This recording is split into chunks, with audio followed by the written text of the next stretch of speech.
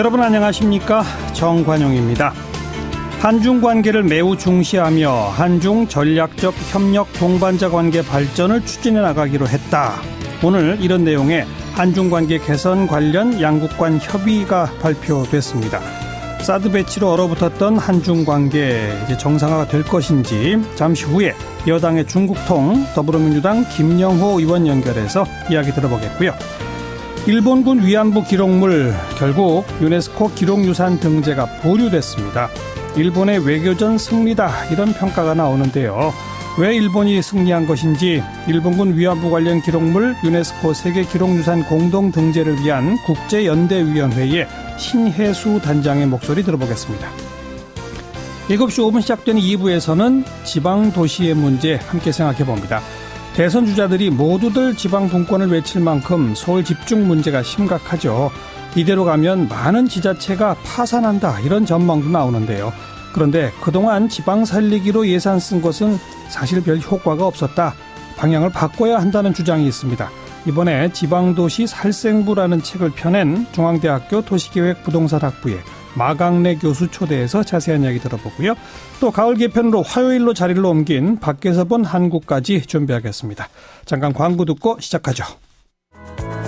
사드 배치로 얼어붙었던 한중 양국 관계의 변화가 감지되고 있죠. 양국 정상회담 일정도 발표가 됐고 양국의 외교부가 동시에 자신들의 홈페이지에 한중 관계 개선 관련 양국 간 협의 결과를 올렸습니다.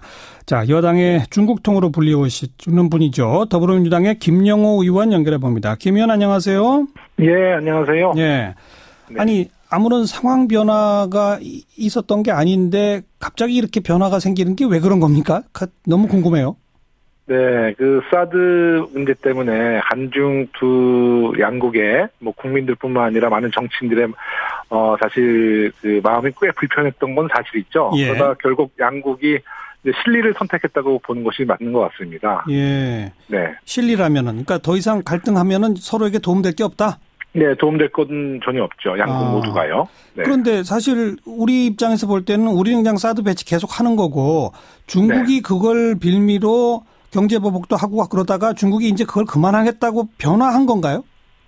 그렇죠. 이제 불편한 한중 관계가 지속되는 건 중국도 손해라는 그 실리적 접근을 했다고 보고요. 예. 결국 이제 중국 국익에 부합되지 않는 거고요. 예. 또 그 중국이 한국에 대한 사드 보복을 하면서 오히려 한국 국민들의 정서는 약간의 반중, 오히려 이제 미국에 좀 더 가까워지는 것을 중국 정부는 우려했을 거예요. 예. 그러면 결국은 이제 중국이 그 안보적 위험을 가장 느끼는 것이 한미일 공조거든요. 예. 그 결국은 이제 사드 국면을 통해서 한미일 공조가 강화되는 거, 이런 예. 부분도 중국에서 볼 때는 굉장히 그 국익에 맞지 않을 것이고 또 북한의 최근의 행보도 네. 좀 억제하려는 의도도 있었던 것으로 생각됩니다. 근데 그게 바로 지금 이 시점인 이유는 또 어떻게 설명할 수 있을까요? 이제 미국의 트럼프 대통령과의 정상회담도 있고요. 네. 그 에이펙 한중 정상회담도 있기 때문에 네. 시기는 매우 시의적절했던 것으로 보고 있습니다. 네. 예. 그리고 어제 국회에서 강경화 외교부 장관이 물론 더불어민주당 의원의 질의에 답변하는 식입니다만은 MD에 가입하지 않는다. 한미일이 군사 동맹으로 가는 것은 아니다. 이런 발언들을 한 게 있지 않습니까? 네네네. 그런 발언들이 아마 중국 측의 요구를 그런 식으로 표현하는 것으로 지금 일부 언론은 해석하던데 그런 해석이 맞나요? 그게 아마 그 협의문에 관련된 배경보다는 아마 일관적으로 그 박근혜 정부도 MD에 대해서는 MD에 가입 안 한다 그랬죠. 네, 가입 안 한다고 했고요. 예. 특별히 새로운 이슈는 아니라 봅니다. 예. 네네. 사드 추가 도입도 안 하기로 했던 거고요, 원래요. 예. 네. 그러니까 원래 그냥 기존 이슈는 아닌 것 같습니다. 그러니까 네. 기존 방침을 재확인한 것에 불과하다.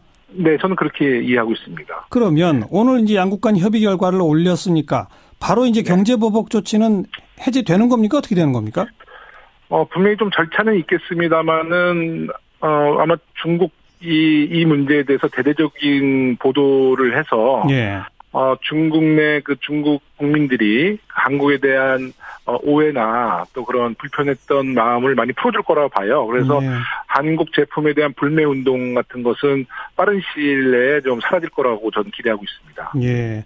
그리고 그 중국 관광객들이 한국에 오도록 하는 것은 사실 중국 정부가 막았던 거 아닙니까? 물론이죠. 네. 그거는 해제됩니까? 이미 제가 중국에 있는 지인들한테 얘기를 들어보니까 이미 좀 그 중국 내에서 그 한국 관광 그 여행사의 그 관광객 모집을 하고 있다는 얘기를 들었거든요. 예. 이미 그것은 이제 중국 지도부에서 어느 정도의 이제 오다라고 할까요? 좀 지시를 좀 여행국에 내린 것 같아요. 네. 그러면 또 그 한류 관련해서 우리 문화상품이나 또 우리 문화사업에 중국 쪽에서 투자하려고 하려던 것들이 또 완전 스톱됐던 거 이것도 풀릴까요? 저는 정상화될 것으로 보고 있습니다. 아, 그렇군요. 네. 그러면 이게 이제 완전히 그 사드 갈등은 해결됐다 이렇게 말해도 됩니까? 여지는 있는 것이죠. 이제 사드에 대해서 뭐 종말 모드나 전방 모드에 대한 어떤 운영에 대해서 중국은 언제든지 문제를 제기할 수 있겠죠. 하지만 이제 문재인 정부에 대한 중국 정부가 일단은 신뢰를 하기 때문에 지금 당장은 이제 양국 관계가 정상화는 되겠지만 앞으로 사드 문제라는 이슈는 언제든지 다시 또 중국에서 문제 제기를 할 수 있다고 봅니다. 뭔가 또 꼬이는 게 있으면은 그때 또 사드를 들고 나올 수 있다. 그렇죠. 안보 위협이 된다고 생각하면 문제 제기를 하겠죠. 특히 전방 모드와 종말 모드, 그 관측거리에 대한 문제에 대해서는 굉장히 예민하니까요. 네. 11월 10일, 11일 베트남 다낭에서 열리는 에이펙 정상회의 거기서 이제 한중 2차 정상회담이 예정돼 있지 않습니까? 네네, 그렇습니다. 여기서는 어떤 논의가 진전될까요? 우선은 북핵 억제 공조 등 동북아 평화에 대한 논의가 주 아젠다가 될 것 같고요. 또 기본적으로 한중 관계를 완벽하게 복원하는 의제들도 논의될 것이라 보고 이제 그 안에는 이제 관광, 문화, 통상 등 경제 분야가 좀 포함될 것이라고 예측하고 있습니다. 결과적으로 이제 한중 그 전략적 협력 동반자를 어떻게 또 재설정하느냐 이게 아마 가장 주요 논의 대상일 것 같아요. 북핵 문제 관련해서는 어떤 합의가 가능할까요? 중국 지도부를 만나보면은요, 그 안보리에 대한 어떤 그 북한 제재 문제를 충실히 이행했다고 그러거든요. 그 문제를 계속 강조를 합니다. 하지만 이제 최근에 미국 트럼프 정부도 중국을 압박하고 또 우리가 한중 그 협의문을 새로 만들었기 때문에 중국은 아마 북한에 대한 제재를 조금 더 강화할 것이라고 좀 조심스럽게 예측하고 있어요. 중국의 지도부는 사실 북한에 대한 불만을 개인적으로 만나면 노골적으로 좀 털어놓거든요. 그렇겠죠, 요즘은. 북한을 통제할 수 없다. 자신들의 경제 발전에 전혀 도움이 안 되고 오히려 걸림돌이 된다. 이런 얘기를 요새 노골적으로 하는 거 보면 중국이 북한이란 카드를 완전히 배제할 수는 없어도 지금 이 현재 상황에서는 북한이 굉장히 큰 부담, 아주 부정적인 아주 요인으로 지금 작용되는 것 같습니다. 그러니까 북한에 대한 제재를 조금 더 강화하는 쪽에 합의가 가능할 거라고 기대하신다? 네, 그렇게 생각합니다. 알겠습니다. 오늘 여기까지 말씀드릴게요. 고맙습니다. 감사합니다. 더불어민주당 김영호 의원이었습니다. 일본군 위안부 기록물을 유네스코 기록유산으로 등재하려고 우리가 노력해왔었죠. 근데 그게 보류됐습니다. 일단 단어는 보류입니다만은 내용을 좀 뜯어보면 앞으로도 상당 기간 이 기록유산 등재가 어려워진 거 아니냐 이런 얘기가 나오고 일본의 외교전 승리다 이런 평가가 나오는데요. 자, 일본군 위안부 관련 기록물 유네스코 세계기록유산 공동 등재를 위한 국제연대위원회에 신혜수 단장을 연결합니다. 신 단장님 안녕하세요. 네, 안녕하십니까. 네, 지금 원래 그 등재하려고 했던 그 기록물이 구체적으로 어떤 것들이죠? 그 역사적인 그 사료들을 하고요. 그다음에 그 피해자, 위안부 할머니 피해자들의 증언, 또 그린 그림들, 또 치료 과정에서 그 생산해낸 뭐 아파라든지 그런 것들, 그다음에 그 지원 운동 단체들이 운동한 거, 예를 들면 수요 시위에 대한 기록 그런 것들도 포함해 있습니다. 공동 등재라고 하는 건 그러니까 한국 기록물뿐이 아니라 중국 기록물도 포함된다 이 말인 건가요? 중국뿐만이 아니고 한국, 중국, 일본, 대만, 필리핀, 인도네시아, 동티모르, 네덜란드까지 예. 네, 8개국의 14개 시민단체가 공동 등재를 위한 국제연대위원회를 결성을 해가지고 했고요. 예, 예. 그 좀 후반부에 그 영국의 왕립 전쟁 박물관도 공동 등재자로 들어왔습니다. 그래서 예, 예. 9개국의 14개 단체와 1개 기관이 같이 공동으로 신청한 것이죠. 네. 일본군 위안부와 연관되어 있는 모든 나라의 모든 기록을 총망라했다. 이렇게 말하면 되겠군요. 네, 그렇습니다. 네. 네덜란드 기록물, 뭐 호주의 기록물, 미국 기록물, 예. 다 국가기록원 같은 데의 기록물도 다 등재 허가 신청, 등재 허가를 받았습니다. 예, 예. 네. 그런데 왜 유네스코는 보류 결정을 한 겁니까? 일본의 집요한 노력이 결실을 본 것이지요. 네. 사실 그 2015년에 이미 그 남경 대학살에 대한 그 중국의 등재로 일본이 한 방 맞지 않았습니까? 네네네. 예, 그때 이제 중국이 사실은 먼저 이 기록물도 위안부 기록물도 등재 신청을 같이 했었는데 네. 저희가 이제 공동 등재를 준비하고 있다는 것을 알고 예. 그 유네스코 측에서 중국 보고 우리하고 같이 공동 등재를 해라. 한국하고 같이. 네, 한국하고 예. 저희가 같이 준비하고 있는 여러 나라가 예, 그렇게 권유를 했습니다. 그러니까 이제 일본은 그 남경 대학살 기록물이 등재된 이후부터 네.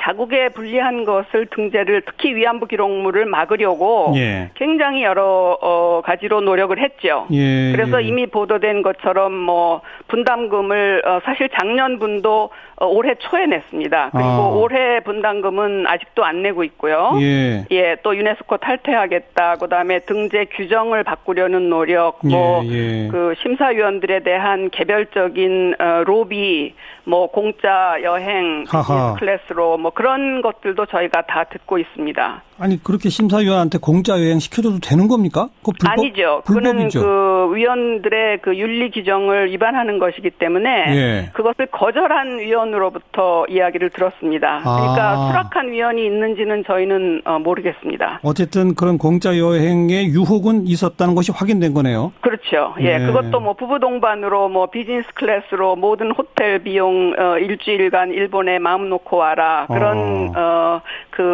로비 활동을 모든 위원들에게 한 것으로 저희가 알고 있습니다. 네. 일본이 분담금을 얼마나 내요? 유네스코 예산의 9.7%입니다. 그런데 사실은 미국이 가장 많이 22%를 분담을 했었는데 그 팔레스타인이 유네스코에 가입한 이후로 그것에 항의해가지고 분담금을 2011년부터 안 냈거든요. 예, 그리고는 결국은 바로 조금 전에 탈퇴를 했습니다. 미국이 탈퇴했죠. 네, 그러니까 이제 지금 일본이 가장 많은 분담금을 내는 국가가 된 것이죠. 그래서 그 일본의 경제적 영향력이 유네스코를 결국은 굉장히 압박했다고 볼 수밖에 없고요. 네, 그리고 모든 이런 그 로비 활동 또 등재 규정을 고치려고 하는 노력 이런 것들이 다 함께 작용을 해서 결국은 심사위원들이 공정하고 객관적인 심사를 할 수 없는 그런 그 환경을 만들었다고 할 수밖에 없습니다. 등재 규정은 어떻게 고치기로 한 거죠? 등재는 사실은 그 등재 기준이 여러 가지 뭐 유일성 뭐 등재 규정이 다 있거든요. 저희가 그것에 다 맞춰가지고 굉장히 좋은 평가를 받았습니다. 그런데 이제 일본이 만약에 그 관련 당사자들이 문제를 제기하는 소위 그 이의가 제기되면 그 당사자들끼리의 대화를 통해서 이것을 해결하도록 노력한다라고 하는 조항을 추가로 삽입하려고 그동안 노력을 했고 일단 그 세계기록유산 그 자체의 등재 규정을 바꾸는 데는 실패를 했지만 결국은 그 집행이사회라고 하는 정부 간 회의의 결정으로 그런 것을 거기다 집어넣어서 이 심사를 맡은 국제자문위원회가 그 결정을 핑계 삼아서 이 대화를 조건으로 등재 보류 결정을 내린 것이죠. 그러니까 한일 한일 간에 뭐 아니면 또 중일 간에 대화를 통해서 이 문제에 대한 갈등을 해소해라. 그래야 등재시켜준다 이 말인 거죠? 그러니까 대화를 통해서 최대한으로 그 공동 등재를 할 수 있도록 그 유네스코가 중재를 하도록 한다. 예. 그런데 사실은 그 대화라고 하는 것의 형태나 기간이나 뭐 형식이나 아무것도 결정된 것이 없거든요. 예. 그래서 지금부터 지난한 싸움을 해야 될 것 같습니다. 아니, 그리고 뭐 대화를 한다 손 치더라도 형식이나 이렇게 결정된다 손 치더라도 일본이 이거에 대해서 대화에서 동의해 줄 리가 없지 않습니까? 지금 사실은요, 일본 측이 그 우익 쪽이 신청했다고 하는 자료와 우리가 신청한 자료가 같은 자료입니다. 예. 저희는 2,744건을 등재 신청을 했는데 그 가운데 일부 뭐 영국 왕립 전쟁 박물관이 가지고 있는 자료라든지 미국의 국가기록원이 가지고 있는 자료라든지 하는 것이 미군의 버마 포로 신문 자료라든지 그런 것이 겹치는 거거든요. 근데 그것에 대한 해석이 전혀 다릅니다.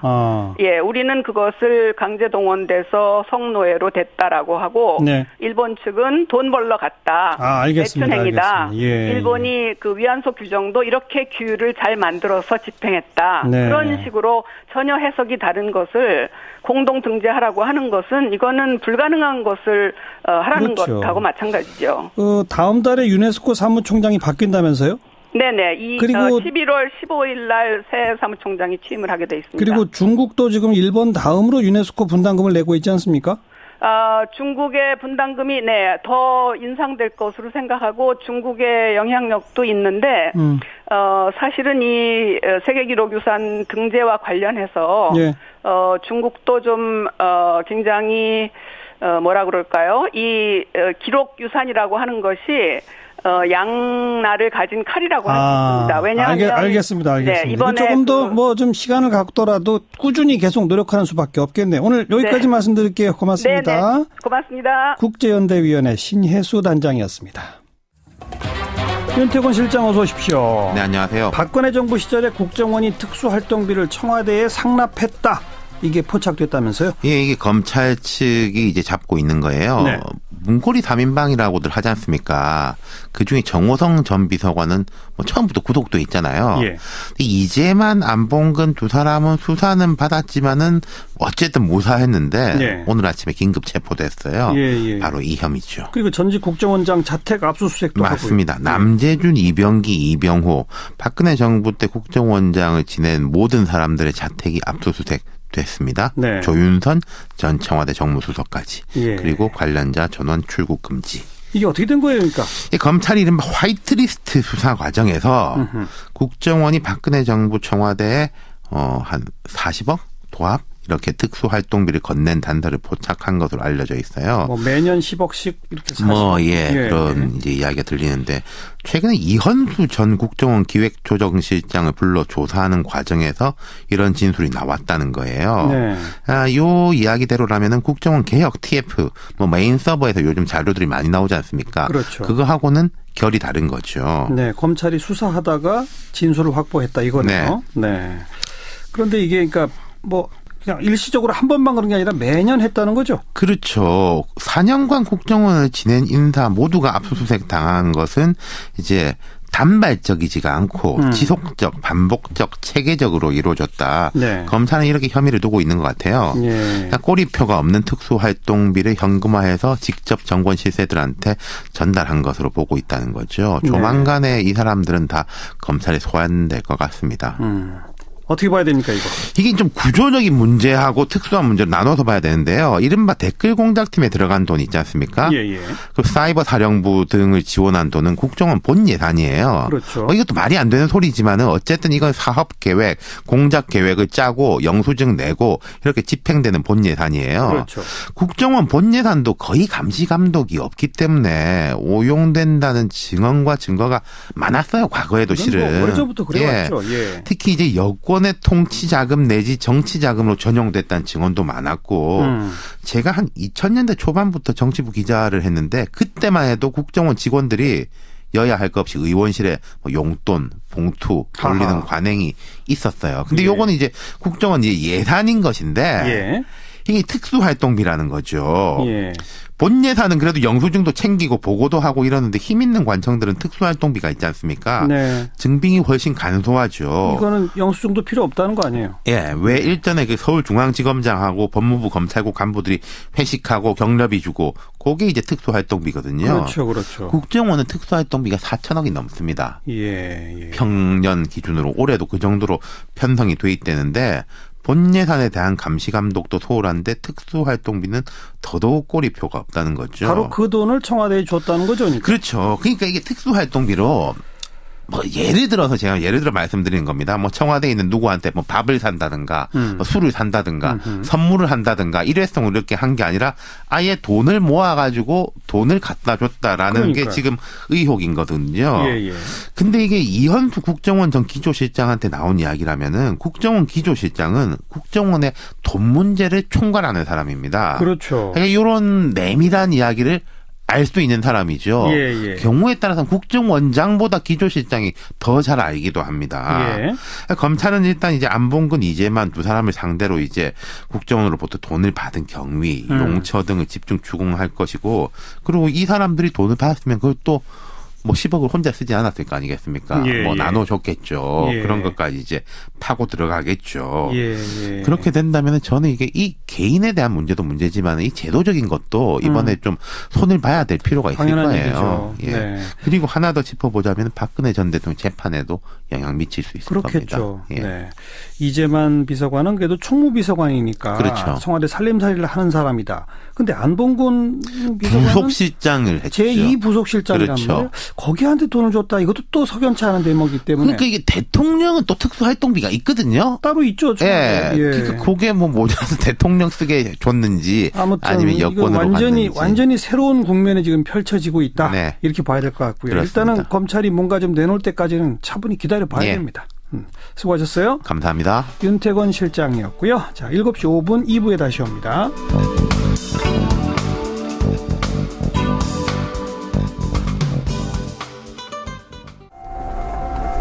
시작기 2부입니다. 아까 1부 시간에 일본군 위안부 기록물 유네스코 기록유산 등재가 보류됐다는 소식 전해드렸는데요. 양하근님, 우리가 힘을 길러야죠. 일본 사람들 참 미운 나라예요. 그 사람들이 이웃이라는 것도 슬프고요.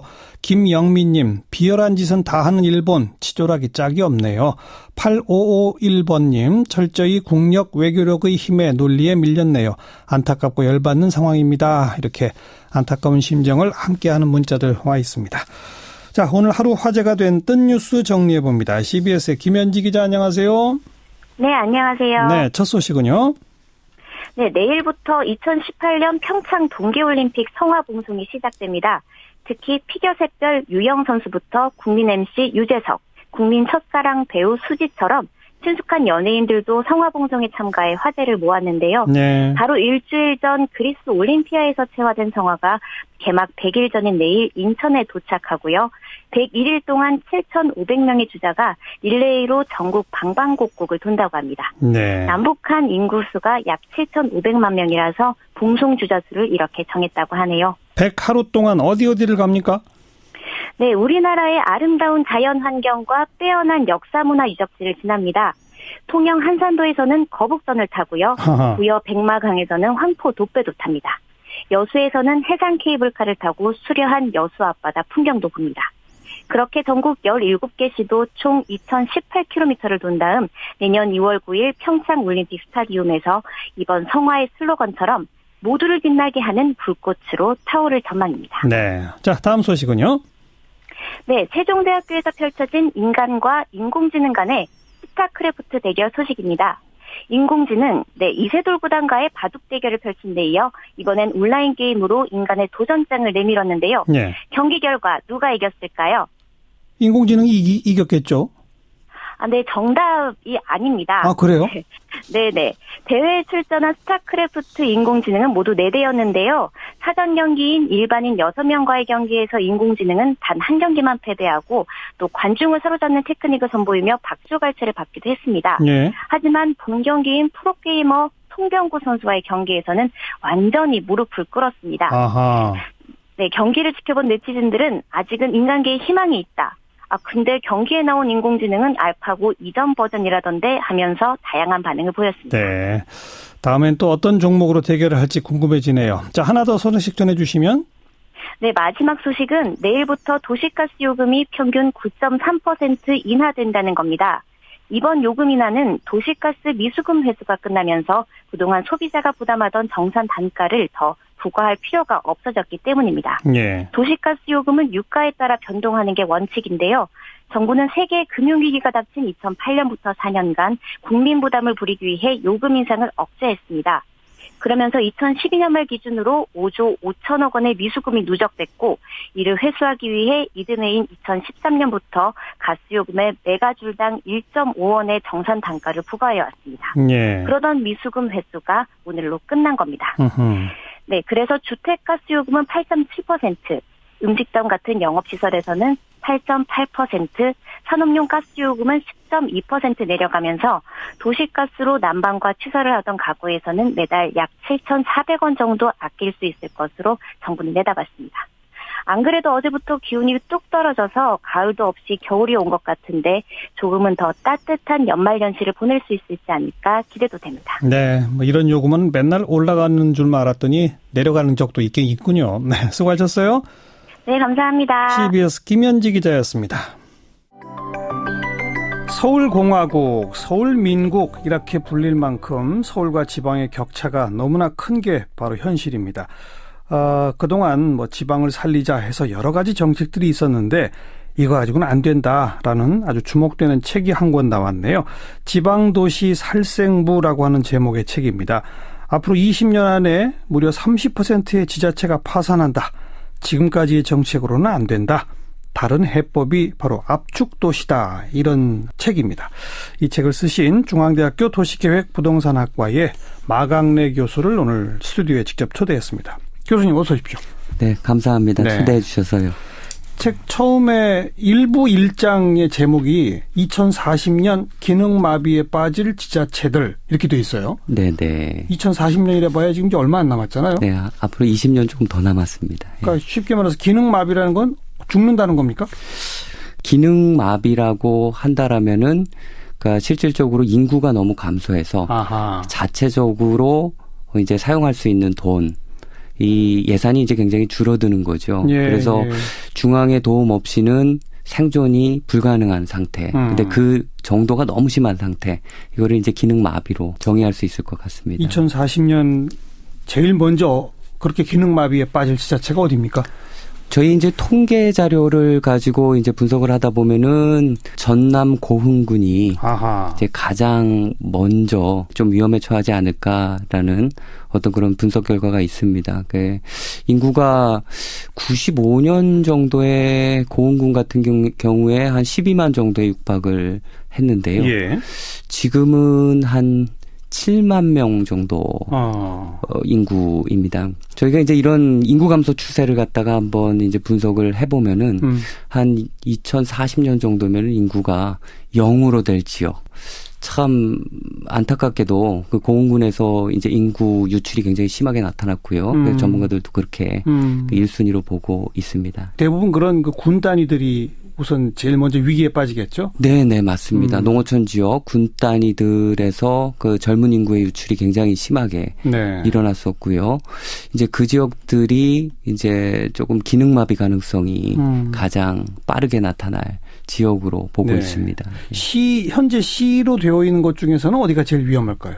그것도 여러 도시가 있겠지만 이제 태백시가 강원도 태백. 그러니까 시 기준이 사실 5만 정도 이상을 보는데요. 근데 지금 태백시는 인구 5만이 안 돼요? 인구 5만이 안 됩니다. 예. 많이 빠져나갔죠. 뭐 태백, 고흥 이렇게 뭐 몇 군데만 지금 언급해 주셨습니다만 그게 중요한 게 아니고 네. 여기 보면 2040년에는 전국 지자체 중에 무려 30%가 기능을 상실한다. 네. 지금 우리 지자체가 몇 개죠? 대략 230개 정도가 되는데요. 제가 이제 기능 마비로 정의했던 곳은요. 예.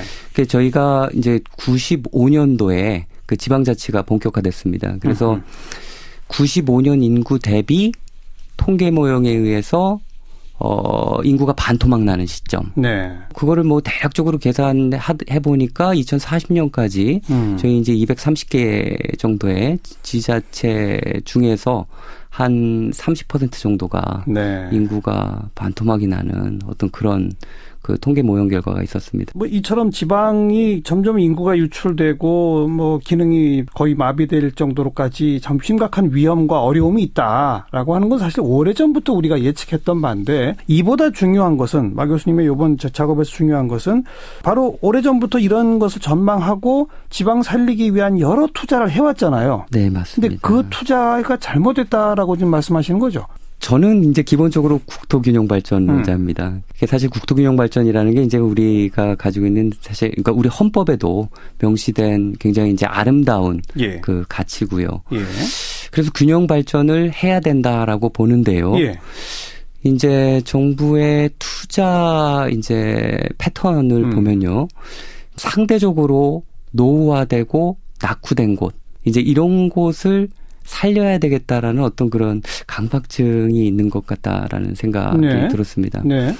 근데 이제 국토 균형 발전에 대한 논의를 할 때요. 그러니까 제일 먼저 나오는 게 이제 수도권과 지방의 격차에 그렇죠. 대해서 굉장히 많이 얘기를 합니다. 예. 수도권이 우리나라 국토 면적의 한 12%를 차지합니다. 네. 거기에 이제 너무 많이 가졌다라고 수도권이. 인구도 절반 이상. 네, 인구도 한 절반 정도. 예. 예. 그래서 이제 지방에도 여러 기회들이 가야 된다라고 얘기를 하는데요. 저도 이제 거기에는 이제 굉장히 크게 공감을 하고 있습니다. 동의를 하고 있습니다. 근데 이제 제가 좀 문제시 삼는 것은 그러니까 나머지 88%의 국토도 골고루 잘 살아야 된다. 그래서 이제 쇠퇴하는 지역이 있으면은 그거를 보고 또 살려야 된다라는 어떤 그런 생각들이 실질적으로 균형 발전을 저해하는 게 아닌가라는 게 이제 이 책에 네. 우리가 이제 읍면동 단위로 보면요. 네. 한 3,000개가 넘는 한 3,500개 정도인가요? 이렇게 예. 읍면동이 있습니다. 예. 그게 이제 학자들 분석에 의하면 또 그 읍면동 기준으로도 한 3분의 2 정도가 그 쇠퇴 위기에 있다라고 분석을 하거든요. 그래서 앞으로 엄청나게 많은 이제 쇠퇴 지역들이 쏟아져 나올 겁니다. 그렇죠. 그러니까 그렇게 쇠퇴하지 않게 투자하는 게 왜 균형 발전을 가로막아요? 근데 이제 쇠퇴하는 지역이 굉장히 많다 보니까요. 네. 여기 이제 정부가 쓸 수 있는 돈에는 한계가 있고, 또 이거를 골고루 나눠주다 보면은 효율성이 떨어지는 거죠. 네. 그래서 이제 제가 이 책에서 좀 강조했던 점은 이제 거점을 중심으로 이제 정부가 조금 더 많이 신경을 써야 되고요. 그 다음에 쇠퇴하는 지역들, 이 쇠퇴하는 지역들은 기본적으로 이제 압축 도시 전략을 통해 가지고 좀 뭔가 압축화 시켜 가지고 그러니까 도시가 살아나갈 수 있는 방법을 강구해야 된다라는 걸 주장했습니다. 이제. 알겠습니다. 그러니까 전체 국토 면적의 지방의 88% 전부를 다 살리려고 하면은 결국은 돈도 찔끔찔끔 가기 때문에 맞습니다. 예. 아무데도 못 살아난다 그 말씀이군요. 맞습니다. 책에는 그렇게 썼습니다. 저희가 이제 국토균형 발전이라는 이제 이런 아름다운 이상 이거를 이루기 위해서는 88%의 균등하게 나눠주면은 이제 효과가 없으니까 수도권과 책 표현대로라면요 맞짱을 뜰 수 있는 도시. 이제 이런 도시들을 몇 군데를 딱 찍어서. 네네. 예. 그게 뭐 책에는 구체적으로 밝히지는 않았지만 아마도 이제 광역시급 그리고 그런 광역시를 집중적으로 키워서 이제 수도권과 좀 어깨를 나란히 할 수 있는 뭐 사이즈가 적더라도 분야가 다릅니다. 잘할 수 있는 분야가요. 각 도시들마다. 그래서 어깨를 나란히 할 수 있는 이런 거점들을 키우고요. 그런 거점들이 지방에 쇠퇴하는 지역들을 끌어안을 수 있게 하는 그런 전략이 굉장히 시급하다. 그래서 그게 거점 전략이군요. 네, 거점 전략입니다. 예전에도 이제 거점 전략 얘기가 있었죠. 사실 경제 발전을 위해서. 지금 그 말씀 듣다 보니까 금방 떠오르는 게 노무현 정부 때 균형 발전으로 세종시도 만들었고 공공기관을 지방에 이전하면서 여러 곳 혁신도시를 만들고 있지 않습니까? 네, 이미 맞습니다. 또 다 만들어진 곳들도 있고. 맞습니다. 그럼 그 방향은 옳은 겁니까? 잘못된 겁니까? 옳다고 할 수도 있고 아니다고 할 수도 있습니다. 그 사실 혁신도시라는 걸로 거점을 만들어서 거기를 이제 혁신센터로 키워서 거기에 나오는 이제 긍정적 효과들이 외부에 퍼질 수 있도록 그렇죠. 이제 그게 이제 기본적인 컨셉이었는데요. 예. 제가 보기에는 그 거점조차도 이제 굉장히 나누어 가졌습니다. 지역별로. 너무 나눴다 그것도. 예, 나누어 갔고요. 그 저는 이제 이런 아쉬움이 있습니다. 그런 혁신 도시를 만들 때 이제 기존의 도시 기능, 이제 거점 기능을 했던 곳에다가 이제 여기를 좀 키워서 잘 만들면 좋았을 텐데. 혁신 도시가 거의 이제 뉴타운의 개념이거든요. 완전 뉴타운이에요. 네. 기존 도시에서는 차로 한 30-40분 이상은 가야 되는 허허벌판에 짓더라고요. 네, 맞습니다. 네. 거기에 이제 공동주택 집어넣고 그다음에 공공기관 이전해가지고 어떻게 혁신을 이룰 수 있을지 그거에 대해서 좀 의아했습니다. 아마도 이제 문재인 정부에서 혁신 도시를 잘 활용하는 방안에 대해서 지금 고민을 많이 하고 있는 걸로 알고 있습니다. 네. 그래서 아마도 이제 지역 거점들이랑 또 혁신도시랑 연계하는 어떤 그런 정책들이 나오지 않을까 생각하고 그러니까 있습니다. 공공기관의 지방 이전 등등의 방향은 동의하시는 거죠. 네. 그런데 맞습니다. 이전할 때 너무 나눠주려고 했다는 것은 좀 평가해야 한다는 거고. 네네, 맞습니다. 또 완전히 허허벌판에 신도시 짓는 곳이 꼭 필요했었는지. 네. 그것도 저는 사실 좀 아쉬움이 있습니다. 네. 완전 새로운 접근인데요. 또 문재인 정부는 지금 앞으로 5년 집권기간 동안에 무려 50조 원의 돈을 500곳의 쇠퇴 지역에 투자하겠다라고 선언했거든요. 네, 맞습니다. 이거 어마어마한 돈입니다, 이거. 네. 이건 어떻게 생각하십니까? 저는 사실 지방 도시 쇠퇴가 굉장히 심각하게 진행이 되고 있는 만큼 네.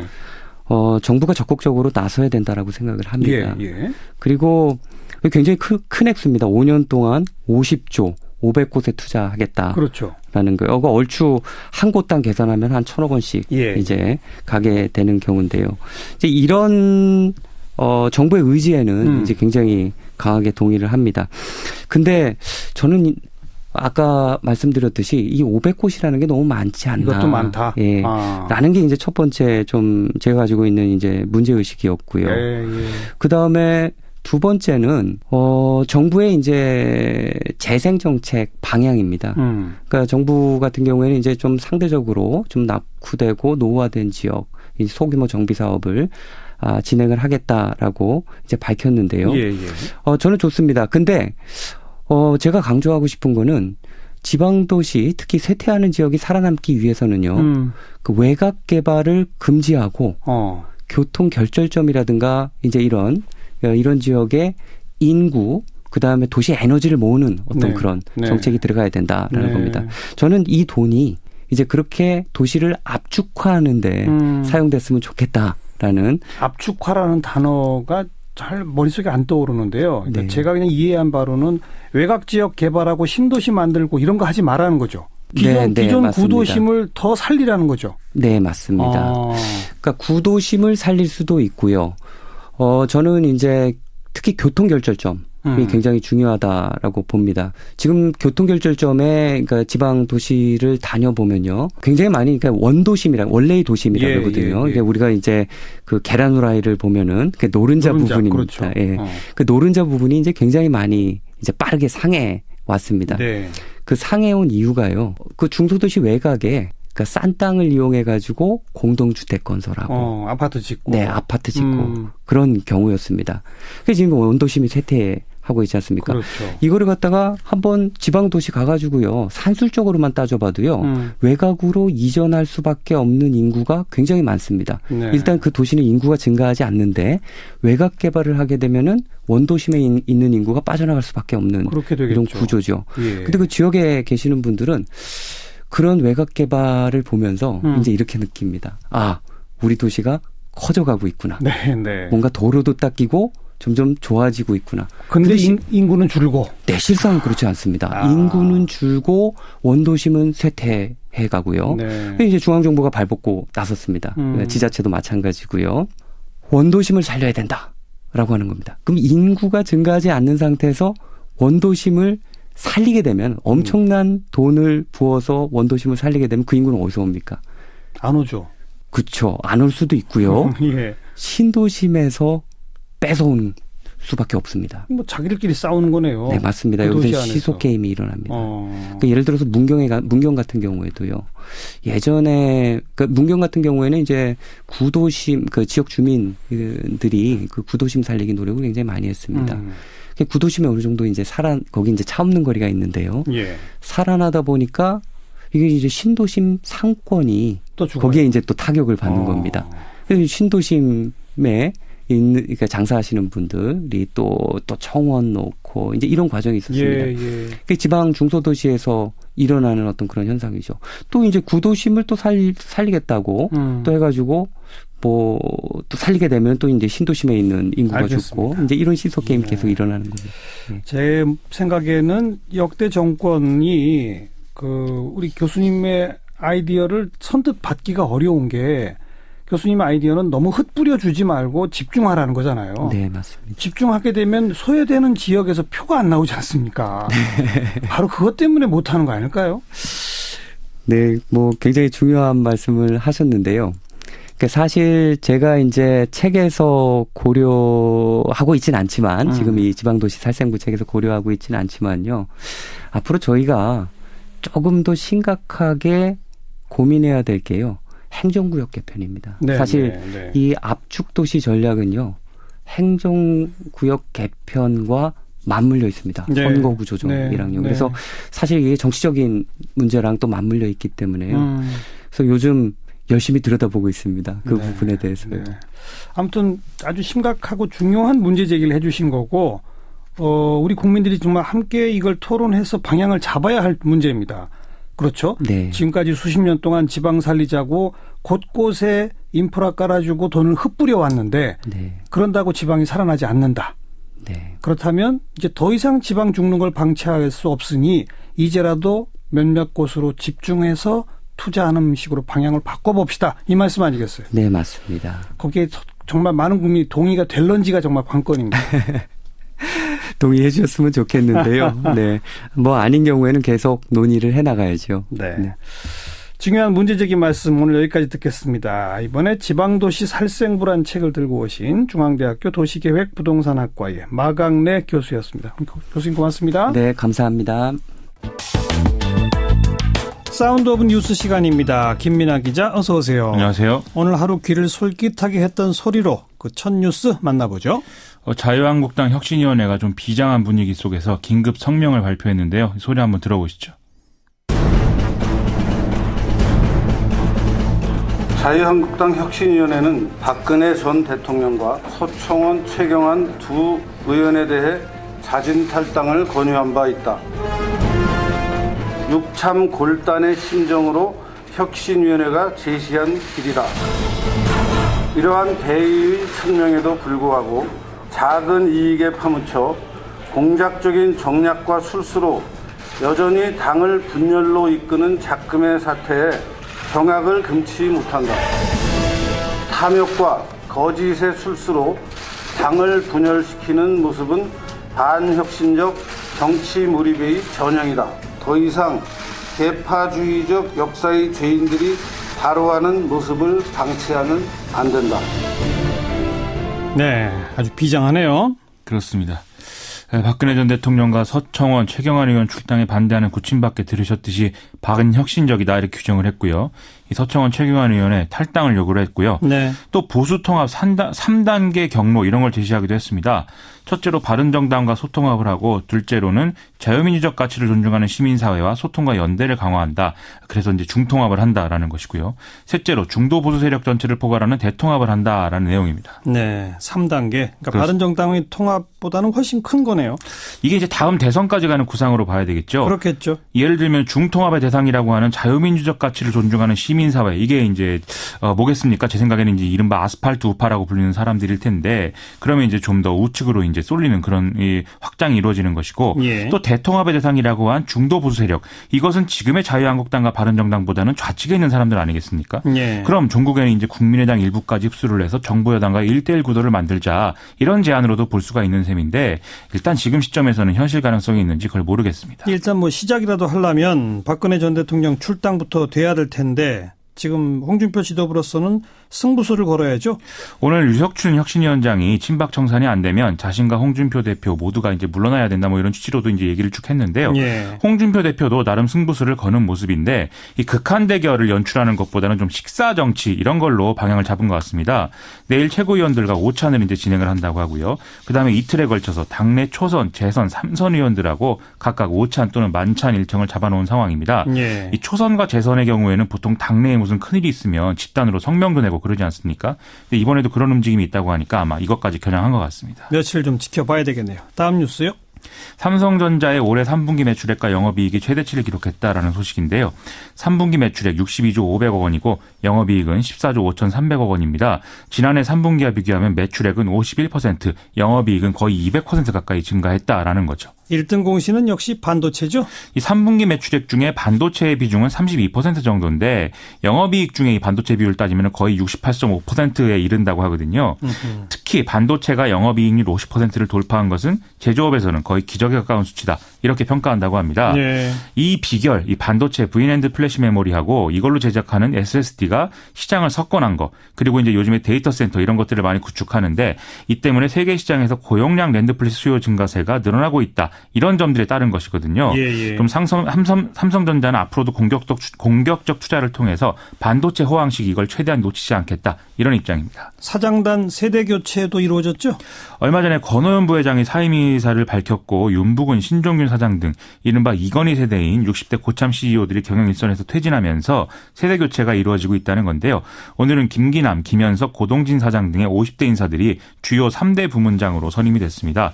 이 이재용 부회장 구속수감 문제도 있고요. 최근에 이건희 회장의 차명재산 문제도 불거지고 있는데 나름 좀 이런 이제 그 결정들이 그룹 차원의 일신하는 그런 분위기로 이어져야 될 것 같습니다. 네. 다음 뉴스는요? 이문정 검사 기억하실 텐데요. 오늘 이제 정직 처분이 취소되는 판결이 나왔습니다.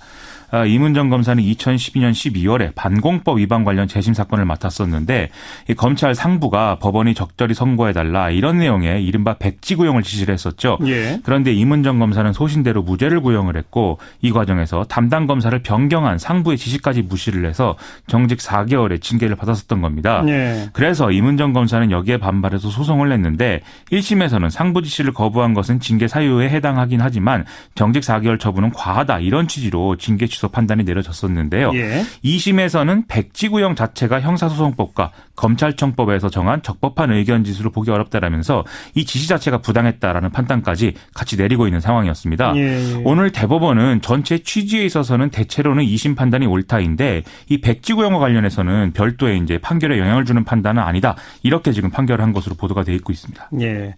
이른바 검사 동일체 원칙 이거에 대한 문제잖아요. 그렇습니다. 과거의 검찰청법에는 뭐 검찰 조직을 검찰총장을 정점으로 상명하복 관계의 유기적 조직체다 이렇게 규정한 대목이 있는데 이건 이제 뭐 검사가 바뀌더라도 검찰의 법적 판단은 유지돼야 된다 이런 안정성을 추구한 조항이었죠. 하지만 정치검찰이라는 비판이 제기되는 세태에서는 부작용으로 많았던 게 이제 사실인데요. 네. 2003년도에 이 원칙이 일부 개정돼서 지시에 적법성이 없거나 정당하지 않을 경우에는 검사가 이의를 제기할 수 있도록 지금 이 규칙이 개정이 되어 있습니다. 예. 그래서 대법원의 이번 판단은 당시의 결정을 일부 근거로 하고 있고요. 이번 판결 덕분에 부당한 정치적 이유로 억울한 판결을 받았던 다수의 재심 사건에서 담당 검사가 무죄를 고용할 수 있는 길이 열렸다. 이렇게도 볼 수 있는 상황이겠습니다. 네. 다음 뉴스요.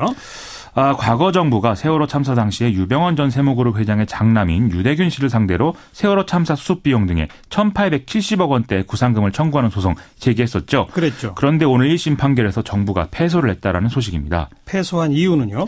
법원은 유대균 씨가 청해진 해운의 실질적 대주주였다라는 점은 인정을 했는데요. 하지만 제출된 증거만으로 유대균 씨가 세월호 수리, 증축, 운항 등의 경영 관련 업무를 지시했다고 보기는 어렵다. 이렇게 판단을 했다는 것입니다. 예. 또 부친인 유병언 전 회장 회장이 청해진 해운의 사장으로부터 보고를 받고 경영을 총괄한 건 맞는데 유대균 씨가 이에 가담했느냐 이건 이제 그렇게 보기는 어렵다라고도 판단했고요. 예. 정부가 유대균 씨가 이제 청해진 해운에서 과다한 상표권 사용료를 부당하게 받아가는 바람에 회사가 부실화돼서 이게 이제 세월호 참사의 한 원인이다 이렇게 주장한 것에 대해서는 이 유대균 씨의 횡령 등의 어떤 범행과 세월호 참사 사이의 인과관계를 인정할 수는 없다 이렇게 이제 판단을 했다고 보도가 되고 있습니다. 네.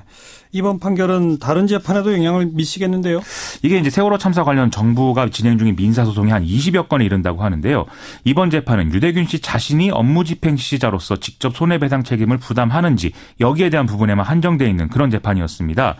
유병헌 전 회장이 세월호 운항 관련 책임을 부담했고 유대균, 그다음에 혁기, 섬나, 상나 씨 등의 이제 자녀들이 그 채무 관계를 상속했다. 이 점을 전제로 한 청구는 따로 이제 심리 중이고 이거는 12월 22일에 재판이 예정돼 있다는 것이거든요. 예. 그 외에도 뭐 세월호 선언이랄지 청해진 해운 관계자 등에 대한 구상권 청구 재판도 있기 때문에 상당히 복잡한 법적 논쟁이 계속 이어갈 수밖에 없는 상황이 됐습니다. 그러네요. 그리고 정부 입장에서는 참 돈을 받아내야 될 텐데. 자, 더 좀 지켜보고요. 다음 뉴스요. 유네스코 세계기록유산, 비록 일본군 위안부 기록물은 등재가 안 됐지만 조선 왕실어버와 어책, 국채보상운동 기록물, 조선통신사 기록물 등은 등재가 됐다라는 것을 문화재청이 오늘 확인했다는 소식입니다. 등재된 것들 좀 소개해 주세요. 조선 왕실어버와 어책은 조선 왕실에서 책봉, 조노수요 등에 쓰는 이제 의례용 도장과 이런 내용들이 쭉 적혀 있는 오색 비단, 옥, 대나무, 금책 이런 것들이 이제 말하는 건데요. 예. 형식과 내용면에서 당대의 정치, 경제, 사회, 문화예술 등의 시대상을 반영한다는 점에서 귀중한 이제 내용으로 이제 평가받고 있습니다. 국채보상운동 기록물의 경우 1907년부터 1910년까지 일어난 국채보상운동의 전 과정을 보여주는 여러 기록물들인데요. 이것은 이제 제국주의 열강이 약소국에 빚을 지워서 지배력을 강화하는 전략에 저항하기 위해서 외채를 갚자는 운동을 국민 스스로 전개한 그런 사례 아니겠습니까? 네. 다른 국가에도 유사 사례가 있기 때문에 이게 이제 특수성과 보편성을 모두 인정받은 그런 사례로 볼 수가 있을 것 같습니다. 그리고 조선통신사 기록물은 1607년부터 1811년까지 이뤄진 한일 교류의 실제 내용들 이걸 전부 자세히 보여주는 다양한 기록들인데요. 한일 양국의 민간단체들이 등록을 추진해온 게 결실을 맺은 것이라서 더욱 뜻깊은 그런 사안이라고 보겠습니다. 네, 이렇게 여러 가지가 등재됐다는 걸로 일단은 조금 위안을 삼아야 되겠습니다. 김민아 기자 수고하셨습니다. 고맙습니다. 마이클 잭슨의 노래였죠. Heal the World 들으셨고요. 자, 외신에 보도된 우리 모습 살펴보는 밖에서 본 한국 코너. 그동안은 매주 목요일 보내드렸는데 가을 개편으로 화요일로 자리를 옮겼습니다.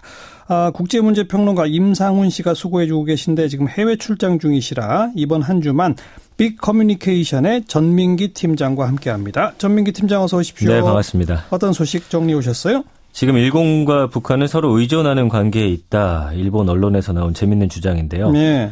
보통은 일본과 북한이 서로 상극에 있기 때문에 으르렁거리고 있다라고 생각하기 쉬운데 사실은 상호 간의 필연적 의존 관계에 있다라는 이야기고요. 예. 지난 27일 일본의 마이니치 신문에 나온 하코다 데치야 논설위원회 주장입니다. 예. 일본의 현 정권이 북한 도발로 인해서 정치적으로 이득을 보고 있다. 그 얘기죠? 그렇습니다. 예. 현재대로라면 아베 신조 총리가 역대 최장수 총리라는 기록에 남기게 될 전망인데 그 비결이 뭐냐? 이 기사의 필자인 하코다 데스야 논설위원회 표현을 빌리면 바로 한반도에서 부는 순풍 덕분이다. 네, 순풍이라고 표현을 했고요. 예. 한마디로 반한 정서에 기댄 그 큰 정치인으로 우뚝 서게 된 거다라는 이야기고 네. 아베 신조라는 정치인이 처음 총리가 됐을 때도 북한이 저지른 일본인 납치 문제를 최대 정치 이슈화를 하면서 두각을 나타냈었고요. 첫 임기는 짧게 끝났는데 사실 이명박 전 대통령의 독도 방문에 대한 일본 국민들의 어떤 반발 등을 배경으로 해서 자민당 총재가 되면서 다시 총리로 복귀를 했고요. 예. 이번엔 학원 비리 의혹 때문에 사실 굉장한 위기에 몰렸었는데 북한이 마치 기다렸다는 듯이 핵미사일을 일본 쪽 동해를 향해 쏴주면서 아베 총리를 구원해줬다라는 겁니다. 예. 또 지난주 있었던 그렇게 되면서 일본 중의원 선거는 북한 위기가 최대 이슈가 됐고 그렇게 아베 총리가 다시 압승을 거둘 수 있었다. 이런 내용으로. 서구 언론에서는 이런 분석 가끔씩 나왔었는데 일본 언론에서도 이런 분석을 하는군요. 그렇죠. 이 어떻게 보면 일본과 북한의 커넥션을 인정하는 그런 내용이거든요. 예. 이 마이니치 신문이 일반적으로 정치 권력에 대해서 비판적 논조를 견지하고 있는 신문인데 그래서 보통 냉철한 분석을 많이 내놓습니다. 우리나라에도 그런 양상이 있는데 흔히 생각하듯이 보수 성향의 정치 세력은 북한에 대해서 상극관계에 있기 때문에 불편한 관계에 있다. 이게 아니라는 거죠. 아니죠. 예. 오히려 보수 세력이 북한 특수로 정치적 이득을 본다라는 거고요. 그래서 아베 총리와 자민당이 장수할 수 있는 것도 북한이 지속적으로 강성으로 나와주기 때문에 가능했던 거다. 네. 최근 10수년을 봤을 때 미국 공화당도 마찬가지였죠. 그렇죠. 북한의 핵 개발 덕분에 지속적으로 국방비 예산 증액을 순항할 수 있었던 겁니다. 뭐 이쯤 되면은 북한과 미일 보수 정권의 커넥션이라고 불러도 될 만한 상황인데 그렇게 불러도 무리가 아닌 것이 마이니치 신문의 이 기사를 보면 북한도 아베 정권의 존속을 갈망하고 있었다라는 주장입니다. 북한도 아베 정권이 지속되는 것이 더 유리하다? 그건 왜 그렇습니까? 이 아베 총리가 당수 토론에서 밝힌 내용인데요. 과거 부시 행정부로부터 악의 축이라고 불렸던 북한이 당시 일본의 북미 간의 중개 역할을 요구한 적이 있었습니다. 네. 잘 알려졌다시피 북한은 끊임없이 미국의 대화와 관계 개선을 요구하고 있는데 미국이 이거에 응하지 않고 있기 때문에 그 사이에서 중재를 해줄 수 있는 대상으로 일본의 보수 정치 세력이 북한 입장에서도 필요하다라는 거고요. 아하. 그러면서 미사일을 일본 쪽으로 때로는 일본 상공으로 쏴주면서 일본의 보수 정치 세력을 돕고 있다. 예. 뭐 이렇게 말할 수 있다라는 거죠. 이런 걸 적대적 공존관계 뭐 이렇게 부르는데 네. 그러니까 일본만 이득을 보는 게 아니라 북한과 일본이 상호간의 정치적 공생관계다. 그거죠? 그렇습니다. 예. 이 마이니치 신문에 따르면 일본뿐 아니라 북한과 한국 간의 관계도 그렇다라는 이야기를 하고 있고요. 한국도요? 예, 이 신문은 한 비화를 소개하고 있는데 노무현 대통령 당시 북한과 협의를 진행했던 당시 한국의 당국자가 북한과 남북 협의 후에 이렇게 말을 했습니다. 북한은 우리보다 미국에 가까운 보수 정권의 탄생을 기대하고 있었던 것 같다. 오히려 북한 쪽에서 진보가 아닌 보수 정권의 탄생을 원하고 있었다라는 거죠. 그러니까 남쪽에 진보적 정권이 들어서는 게 북한한테 이로울 게 없다는 거예요? 그렇습니다. 오히려 보수 정권이 들어서는 것이 자신들의 목적을 달성하는 데 도움이 될 거라는 생각이라는 거고요. 예. 오히려 핵 보유국으로 인정을 받고자 하기 위해서는 그게 더 좋다라는 생각인 것 같습니다. 조금 전에도 이제 말씀드렸듯이 북한은 모든 외교 안보의 초점을 미국과의 관계 개선에 맞추고 있다라는 거고요. 예. 핵 개발과 미사일 발사도 미국과의 관계 개선을 위해서 또 전쟁 위협도 미국과의 관계 개선을 위해서 그러니까 한마디로 미국과의 관계 개선에 이용할 수만 있다면 보수든 뭐든 상관없다라는 게 북한의 입장이지만 아하. 오히려 보수라면 조금 더 도움을 받을 수 있다라는 거고요. 예. 하물며 지금은 북한보다도 어떻게 보면은 더 무슨 일을 저지를지 모르는 트럼프가 있는데 그렇죠. 아베 일본 총리는 그야말로 전 세계에 몇 안 되는 트럼프의 또 절친이라는 거죠. 네. 그러니까 북한은 아베 총리의 장기 집권을 바라면서 아베 총리가 오히려 트럼프와의 중재 역할을 해주길 바라고 있다라는 이야기입니다. 그 얘기는 북한과 일본 간의 어떤 접촉, 비밀 접촉 이런 게 있을 수 있다는 거죠. 그렇습니다. 이 신문이 바로 그 점을 정확하게 지적을 하고 있는데요. 아베 총리는 공식적으로 북한과 대화는 필요 없다고 말을 하고 있는데 올 봄 북한이 군사 도발을 시작한 후에도 북한과 일본 양국 정부는 비밀 접촉을 계속하고 있었다라는 거고요. 예. 미국 역시 북한과 대화를 안 한다고 천명하고 있지만 얼마 전 국내 언론을 통해서도 보도가 됐는데 국내 보수 세력의 바람과 달리 미국 역시 북한과 계속 물밑 대화를 하고 있었다라는 거죠. 하고 있죠. 예. 예. 이 신문에 따르면 그래서 아베 총리는 북풍의 혜택만 보고 있었냐? 또 그렇진 않다고 말하고 있습니다. 최근 한 당수 토론에서 아베 총리는 일본의 공식적 입장과 다르게 그리고 미국이라든지 전 세계 대부분의 국가들의 입장과는 또 상반되게 북한을 핵 보유국으로 인정했었고요. 네. 뭐 실수였는지 아닌지 아니면 실수를 가장한 의도적 발언이었는지는 알 수가 없는데 그로부터 며칠 뒤에 이 북한 계열의 한 사이트에서는 일본의 아베 총리가 직접 나서서 북한을 핵 보유국으로 인정한 건 이번이 처음이다. 이렇게 또 기쁨을 전했습니다. 네. 이렇게 이 신문은 소식을 맺고 있습니다. 그래요. 자, 다음 소식은요. 박 교수 다시 유죄, 기본적 가치관을 공유하는 나라인가? 오늘자 일본의 요미우리 신문의 사설 제목이고요. 최근 박유하 교수의 저서 제국의 위안부 관련 서울고등법원에서 1심 무죄 판결을 깨고 유죄 판결이 나왔습니다. 벌금형이 내려졌죠. 그렇죠. 예. 그 책 안에서 뭐 위안부 피해자를 매춘으로 표현한다든지 뭐 강제 연행이 없었다 이런 내용들이 실려 있었는데요. 예. 그 후 일본에서 큰 반응이 나오고 있습니다. 이 위안부 문제는 역사적 진실이 분명한 문제에는 틀림없다. 가해자 일본 제국이 파렴치한 일권 유린을 저질렀고 은폐까지 하려 했다라는 사실에 의심의 여지는 없습니다. 그런데 일본에서 이번 일은 조금 다른 성격의 문제까지 있는 그런 사안이다 이렇게 판단하고 있고요. 예. 그러면서 이런 입장이 나오고 있는 건데 그러니까 학문의 자유, 또 사상의 자유에 대한 문제로 연결을 시키고 있는 겁니다. 예. 요미우리 신문은 이번 사설을 통해서 한국에서 학문의 자유에 대한 배려가 결여된 판단이었다. 이렇게 주장을 하고 있습니다. 우리 법정에서도 그 주장이 나왔죠. 네. 그러니까 학문의 영역에서 다룰 문제에 왜 사법적 판단이 관여하느냐 이런 거란 말이죠. 그렇습니다. 사실 뭐 간혹 외국에서 이 한국의 사법문화 현실을 비판한 것 중에 학문이라든지 예술 이렇게 자유로워야 할 영역에서도 도를 넘고 있다.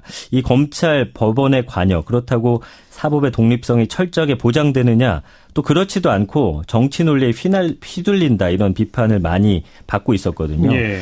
뭐 오래전 일입니다만 얼마 전 자살로 생을 마감한 그 마광수 교수의 소설 즐거운 살아에 대한 검찰 구속 또 지난 정권에서 세월호 사건 당시 박 대통령의 7시간 관련 보도로 재판을 받았던 일본 산케이 신문의 가토다스야 전 서울지국장 사건도 인권 선진국들이 보는 시각에서는 좀 논란의 여지가 있다. 이런 네. 사법적 판단들에 대해서 이야기를 하고 있고요. 예. 이번에 내려진 박유하 교수의 저서에 대한 사법부의 유죄 판단 역시 외신들이 보는 관점에서는 다소 논란의 여지를 안고 있는 게 아닌가 이런 생각이 듭니다. 그런데 다른 데가 아니라 일본의 요미우리 신문이라서 네. 혹시 서구 언론에서도 이런 기사가 있나요? 아직까지는 사실 좀 객관적 판단을 하려면 서구 언론의 보도를 봐야 하는데 지금 그런 보도는 없고요. 다만 일본에서도 요미우리 신문 말고 좀 진보적이면서 위안부 문제를 포함한 일본 제국의 어떤 한반도 침략 문제에 있어서 한국의 입장을 좀 잘 배려하고 이해한다고 판단되는 아사히 신문조차도 이번 사안에 대해서는 좀 우려스러운 그런 입장을 발표하고 있습니다. 예. 역시 오늘자 사설이었는데요.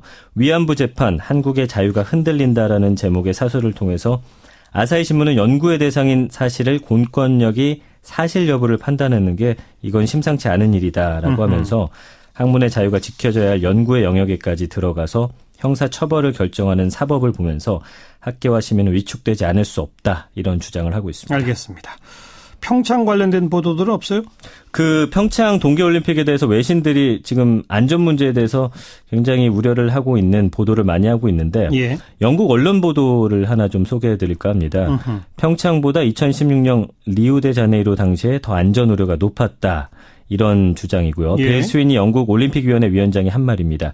지난 25일이었죠. 영국의 언론들이 내년 평창 동계올림픽에 참가할 영국 선수단의 안전을 위해서 영국 올림픽위원회가 대피 계획을 마련하고 있다. 이렇게 일제히 보도를 했거든요. 아하. 북한의 핵도발 이런 위협으로부터 선수단의 안전을 위한 것이다라고 이야기를 했는데 예. 뭐 BBC 방송, 가디언, 그다음에 텔레그래프 등 신문이 보도를 했고 그렇지만 이제 스위니 영국 올림픽위원회 위원장은 이것과 관련해서 영국의 어떤 선수도 평창 동계올림픽 참가에 대해서 우려하지 않는다라고 BBC 방송에서 밝힌 겁니다. 예. 그러면서 2016년 브라질 리우데자네이루 하계올림픽 당시 안전에 대한 위협을 예측할 수 없어서 우려를 했다면서 뭐 그 당시에 비하면은 오히려 평창 동계올림픽은 우려할 일이 없다라는 입장을 밝히는 건데 뭐 지난번에 프랑스에서도 이런 일이 있었고요. 계속해서 이런 우려가 사실 나오고 있는 건 또 문제가 되고 있습니다. 근데 뭐 지난 25일 날 대피 계획 뭐 이런 자극적인 내용의 보도가 나오니까 이걸 좀 진정시켜야 되겠다는 의도가 깔린 것 같네요. 그렇죠. 스위니 위원장은 이번 평창 동계올림픽에 참가할 영국 선수단의 안전과 안정을 위해서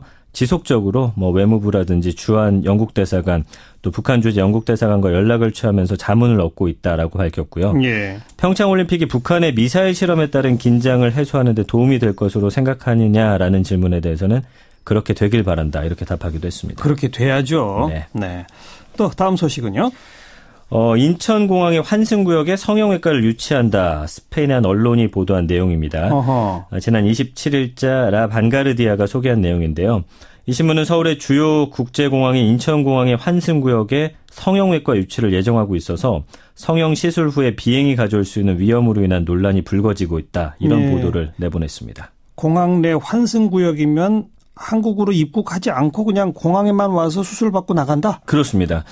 이 국내 정치권에서 지적이 됐었던 다소 논란거리가 있는 계획인데 이 언론에 따르면 지난해 한국의 의료 관광객이 한 36만 4천여 명 정도 들어왔다고 합니다. 그러니까 전년 대비해서 한 22.7%로 증가를 했다고 하는 건데 이렇게 한국의 성형수술에 대한 명성이 높아지다 보니까 한국의 뭐 피부를 비롯해서 다양한 성형수술 또는 시술을 위해서 입국하는 관광객이 많아진 게 사실인데 예. 아예 입국하지 않고 공항 환승구역에서 시술받고 돌아갈 수 있게 하겠다. 예. 뭐 이런 계획입니다. 그래서 예. 사실 한국의 성형외과 의사회 그다음에 의사협회도 이를 사업에 걱정을 표하고 있다라고 하면서 쌍꺼풀 수술과 같은 간단한 수술을 받은 환자도 이걸 받자마자 비행기를 타고 이동하는 것은 위험해질 수 있다. 의사들은 이렇게 또 경고를 하고 있습니다. 그렇죠. 비행기 타면 기압 변화 이런 게 있잖아요. 네. 그러니까 수술 직후에 비행기 타면 아무래도 봉합한 게 터진다든지. 그렇죠. 예. 네, 실밥이 풀릴 수도 있고 말씀해 주신 대로 터질 수도 있고요.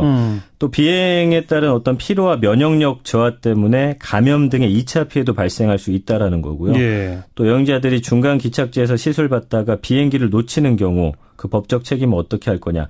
그리고 얼마 전에 논란이 됐던 게 중국인 관광객이 한국 와서 성형하고서 다시 나갈 때 이 여권 사진하고 달라가지고 또 붙잡히는 일도 있었거든요. 예. 여러 가지 문제가 발생할 수 있다는 겁니다. 예. 이 환승구역 병원 문제는 조금 좀 신중해야 될 것 같네요. 네. 다른 소식이요. 화장품 관련 뉴스가 이제 남북한 나란히 하나씩 있어서 좀 소개를 해드릴까 하는데요. 예. 하나는 이미 우리 언론에도 보도가 됐습니다만 북한의 김정은 노동당 위원장이 29일이었죠. 평양 화장품 공장을 방문한 사실이 외신들을 통해서도 보도가 됐는데 이 화장품 공장은 지난 2015년 2월에 김정은이 한 차례 방문을 했었습니다. 당시 그 열악한 환경에 대해서 개보수를 지시했고요. 그러면서 세계적으로 좀 유명한 화장품과 경쟁할 제품을 많이 생산하라 이렇게 지시했다고 교도통신이 보도를 했습니다. 예. 어떻게 보면 세계적으로 유명한 화장품 대열에 이미 우리나라 제품들이 나란히 하고 있다는 사실은 다들 알고 계실 텐데. 그럼요. 이번에 프랑스의 르몽드 신문이 관련 보도를 또 했습니다. 비약적 발전을 이루고 있는 한국 화장품 업체들이라는 제목의 기사인데요. 아하. 미국의 미사일 방어 체계 사드가 한국에 배치된 이후에 중국 당국이 한국 여행 금지 조치를 취하면서 중국 관광객이 감소해서 국내 화장품 판매가 급감을 했는데 이 해외 판매가 올해 들어서 20% 또 상승을 했다고 합니다. 예. 그래서 국내 판매 그 감소를 상쇄하고 있다. 이 신문은 이렇게 보도를 하면서 한국 화장품의 제품에 대한 이야기를 또 하고 있습니다. 중국이 화장품의 큰 시장이잖아요. 네. 중국 본토에서 판매가 잘 된다면 그동안의 이 피해 아무래도 상쇄가 되겠죠. 그렇죠. 거기에다가 이제 말씀드린 대로 다른 해외 국가들의 판매 늘고 있기 때문에 더 힘을 받을 것 같고요. 예. 중국에서 한국 화장품의 인기가 프랑스 화장품에 이어서 두 번째로 선호도가 높다라고 르몽드 신문이 말하고 있는데 이미 미국산, 일본산 화장품을 압도하고 있다라는 주장이고요. 예. 그리고 일본에서도 마찬가지입니다. 이 신문에 따르면 지난해 그 한국 화장품의 대일본 수출이 50% 급등하면서 146억 엔에 달했다라고 하고 있고요. 네. 니케이 신문이 조사를 한 바를 보니까 일본 전문 여성들이 그 48% 정도가 한국을 자신들의 스타일에 가장 영향을 끼치는 나라로 인정을 하고 있다라는 주장을 하고 있습니다. 한국 화장품 아주 세계를 석권할 수도 있겠어요. 네. 네, 수고하셨습니다. 고맙습니다. 네, 전민기 팀장이었습니다. 시사자키 오늘 순서 여기까지입니다. 그리고 한 가지 안내해드릴 게 있는데요. 바로 내일 11월 1일부터 한 달 동안만 저희 시사자키가 조금 일찍 끝나게 됩니다. 짧지만 짧지 않은 사연을 담은 특집 400초 음향 다큐 우리들이 방송되기 때문인데요. 11월 한 달 동안 매일 저녁 7시 47분에 방송될 400초 음향 다큐 우리들 많이 들어주시면 좋겠습니다. 내일 저녁 다시 뵙죠. 안녕히 계세요.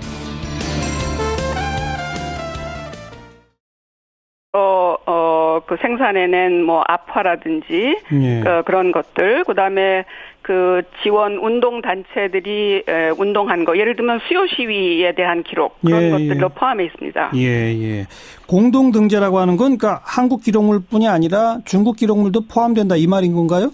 중국뿐만이 아니고 한국, 중국, 일본, 대만, 필리핀, 인도네시아, 동티모르, 네덜란드까지 네, 8개국의 14개 시민단체가 공동 등재를 위한 국제연대위원회를 결성을 해가지고 했고요. 그 좀 후반부에 그 영국의 왕립 전쟁 박물관도 공동 등재자로 들어왔습니다. 그래서 9개국의 14개 단체와 1개 기관이 같이 공동으로 신청한 것이죠. 네. 일본군 위안부와 연관되어 있는 모든 나라의 모든 기록을 총망라했다 이렇게 말하면 되겠군요. 네, 그렇습니다. 네. 네덜란드 기록물, 뭐 호주의 기록물, 미국 기록물, 다 국가기록원 같은 데의 기록물도 다 등재 허가 신청, 등재 허가를 받았습니다. 예. 네. 그런데 왜 유네스코는 보류 결정을 한 겁니까?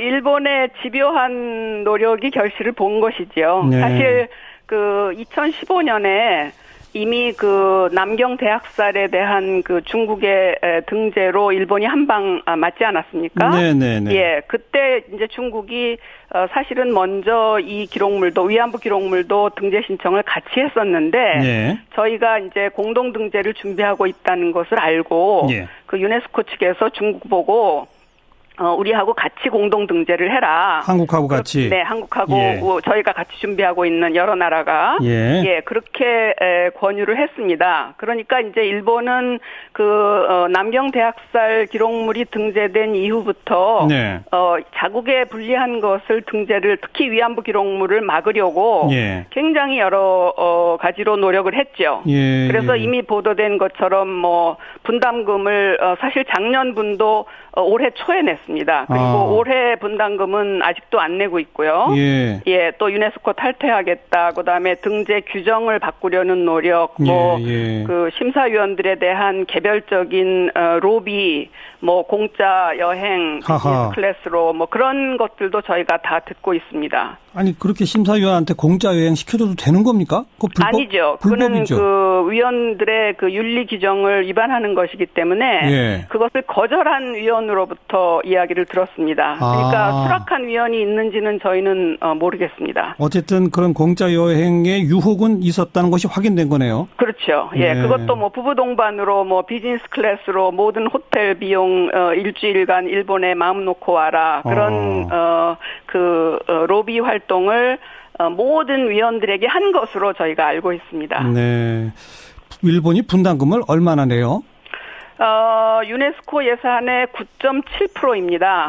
그런데 사실은 미국이 가장 많이 22%를 분담을 했었는데 팔레스타인이 유네스코에 가입한 이후로 그것에 항의해가지고 분담금을 2011년부터 안 냈거든요.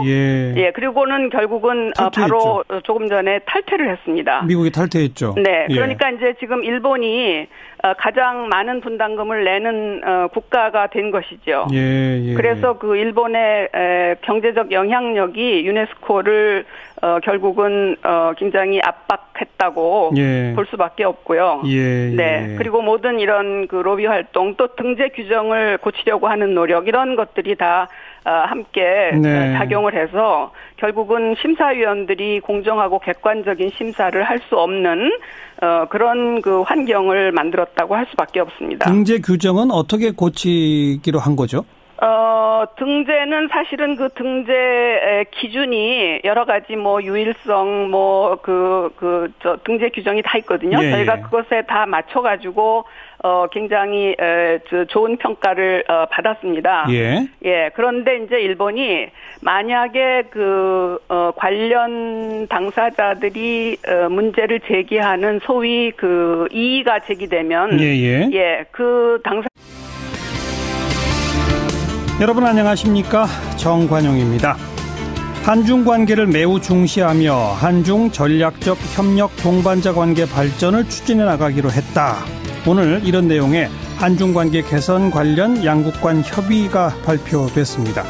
사드 배치로 얼어붙었던 한중 관계 이제 정상화가 될 것인지 잠시 후에 여당의 중국통 더불어민주당 김영호 의원 연결해서 이야기 들어보겠고요. 일본군 위안부 기록물 결국 유네스코 기록유산 등재가 보류됐습니다. 일본의 외교전 승리다 이런 평가가 나오는데요.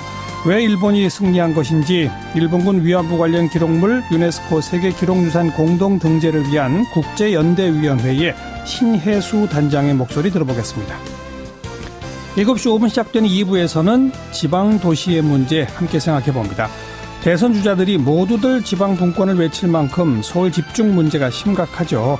이대로 가면 많은 지자체가 파산한다 이런 전망도 나오는데요. 그런데 그동안 지방 살리기로 예산 쓴 것은 사실 별 효과가 없었다. 방향을 바꿔야 한다는 주장이 있습니다. 이번에 지방도시 살생부라는 책을 펴낸 중앙대학교 도시계획부동산학부의 마강래 교수 초대해서 자세한 이야기 들어보고요. 또 가을 개편으로 화요일로 자리를 옮긴 밖에서 본 한국까지 준비하겠습니다. 잠깐 광고 듣고 시작하죠. 사드 배치로 얼어붙었던 한중 양국 관계의 변화가 감지되고 있죠. 양국 정상회담 일정도 발표가 됐고 양국의 외교부가 동시에 자신들의 홈페이지에 한중 관계 개선 관련 양국 간 협의 결과를 올렸습니다. 자, 여당의 중국통으로 불리우시는 분이죠. 더불어민주당의 김영호 의원 연결해 봅니다. 김 의원 안녕하세요. 예, 안녕하세요. 예. 아니 아무런 상황 변화가 있었던 게 아닌데 갑자기 이렇게 변화가 생기는 게 왜 그런 겁니까?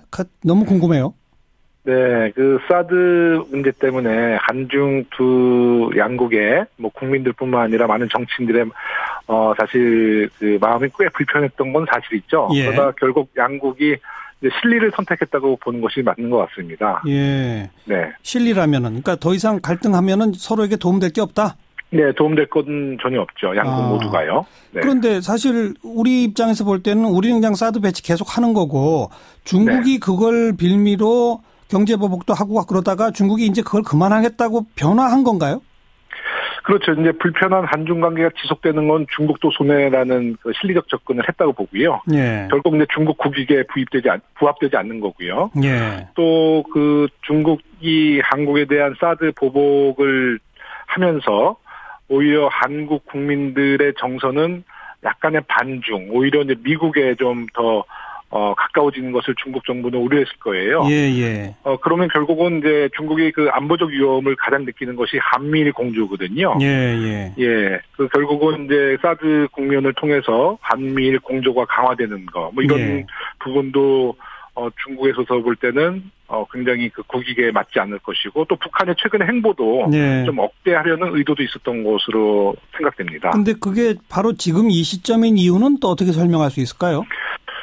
뭐 이제 미국의 트럼프 대통령과의 정상회담도 있고요. 네. 그 에이펙 한중 정상회담도 있기 때문에 네. 시기는 매우 시의적절했던 것으로 보고 있습니다. 네. 예.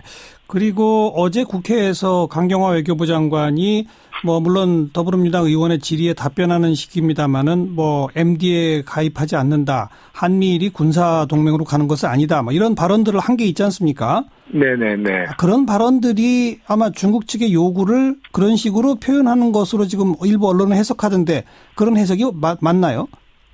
그게 아마 그 협의문에 관련된 배경보다는 아마 일관적으로 그 박근혜 정부도 뭐 MD에 대해서는 그 뭐 MD에 가입 안 한다 그랬죠. 네, 가입 안 한다고 했고요. 예. 뭐 특별히 뭐 새로운 이슈는 아니라고 봅니다. 예. 네네. 뭐 사드 추가 도입도 안 하기로 했던 거고요, 원래요. 예. 네. 그러니까 원래 그냥 기존 이슈는 아닌 것 같습니다. 그러니까 기존 방침을 재확인한 것에 불과하다.